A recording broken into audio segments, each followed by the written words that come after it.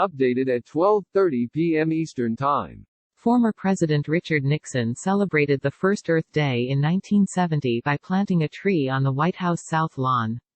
An enormous turnout of some 20 million people across the country attended Earth Day festivities, putting the fight against pollution on the political agenda. That year Nixon created the Environmental Protection Agency and went on to sign the Clean Water Act and Clean Air Act with broad bipartisan support. And 50 years later, the biggest environmental challenge is climate change, something most had never heard about back in 1970. But large gatherings are not possible amid the global coronavirus pandemic, so Earth Day has moved online. Millions of people around the world are expected to take part in the anniversary of what organizers call the largest secular observance in the world. President Trump and the First Lady also took part in a tree-planting ceremony at the White House. In his Earth Day message, Trump did not mention climate change, though he did tout the U.S. as a world leader in reducing energy-related carbon dioxide emissions. At times in the past, Trump has denounced climate change as a hoax. On the eve of this year's anniversary, Trump directed his administration to work on a financial aid plan for the oil and gas industry, which has been hit hard by global shutdowns to address the pandemic. The oil and gas industry spent millions to elect Trump in 2016, and they're getting exactly what they paid for, responded Greenpeace USA senior climate campaigner Jack Shapiro. He thinks that not a cent of taxpayer money should go to the corporations that created and profited from the climate crisis.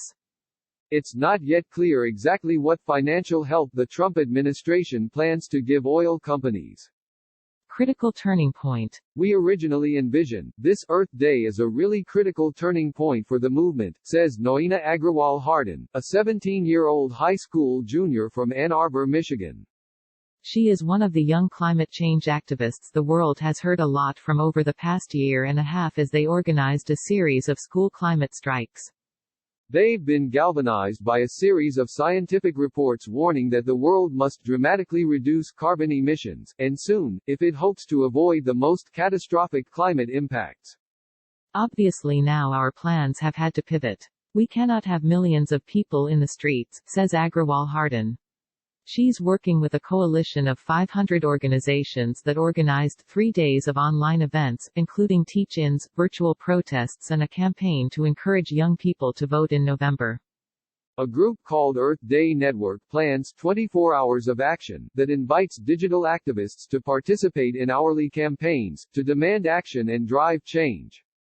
Before the coronavirus pandemic, the group had much bigger plans.